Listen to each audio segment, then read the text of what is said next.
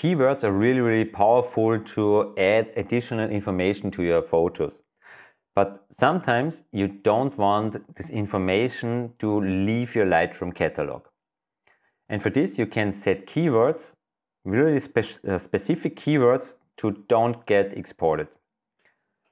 Inside Lightroom you have the keywording panel, and below that you have the keyword list. And let's say you don't want to export the keyword makeup for some reason.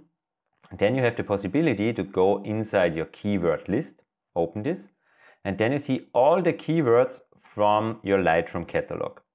And as mentioned before, I don't want to export the keyword metadata. No, the keyword makeup, as it's written over here. And then you can go with a right click to this keyword and edit this keyword tag. I press on this, and here you see you have the options for this keyword, makeup. For example, I can say, okay, make up with a dash in between. And here you see the options, keyword tag options, include on export. Export contains keywords and export synonyms.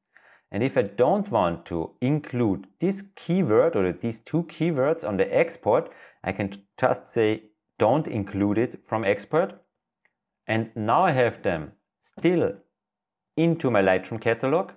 But when I export this image or these images, the metadatum and this keyword makeup will not be exported with the image.